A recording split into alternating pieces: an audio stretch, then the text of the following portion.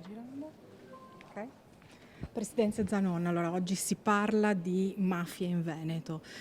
Diamo un quadro di quella che è la situazione nella nostra regione. La Camera di Commercio ovviamente monitora, fa da sentinella per le infiltrazioni.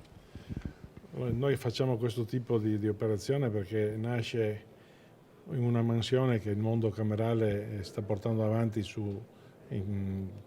da parte del Ministero per quanto riguarda il recupero e l'attenzione a quella che è anche la frammentazione del rifiuto, inteso come possibile poi motivo di ulteriori passaggi che per arrivare poi alla malavita.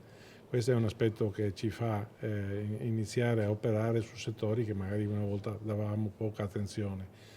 Questo per le singole imprese. Se poi guardiamo dall'altra parte, il contenitore delle Camere di Commercio sono, da un punto di vista del Ministero, la banca dati più grossa che esista in Italia, che sta cercando sempre di più di interagire con quelle che sono le banche dati delle forze dell'ordine, con quelle che sono le banche dati in generale, per cercare poi di mettere in rete quelle che possono essere anche opportunità di ulteriori valutazioni di chi magari fa indagini e ha bisogno di conoscere perfettamente i territori. Il fatto che si faccia in Veneto non è una stranezza, noi lo facciamo perché siamo consapevoli che questa è una zona più rischiosa magari di altre come attenzione, però ci auguriamo che rimanga solo un rischio e che non si riesca poi ad andare oltre, perché è chiaro che sarebbe difficile per il nostro modo di pensare, il nostro modo di vivere come Nord Italia ripetere schemi che in altre parti magari sono più cinematografici ma che comunque inquieterebbero molto di più. Quali sono i rischi reali per quanto riguarda le infiltrazioni, senso i settori più deboli o più a rischio appunto?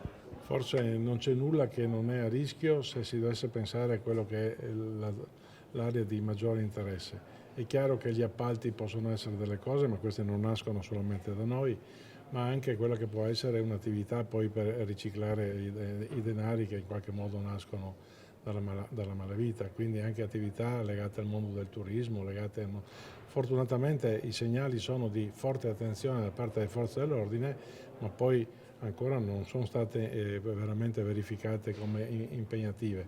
È chiaro che l'attenzione noi, proprio perché le imprese per competere devono avere la stessa forza di concorrenza, non possiamo lasciare là, quindi la Camera fa un lavoro in più, lo fa nell'interesse delle imprese, lo fa nell'interesse di chi in qualche modo ci ha dato un mandato, quindi il Ministero, poi noi siamo di emanazione ministeriale, quindi non siamo un'associazione, ma siamo un ente di rilievo che esiste in tutte le province.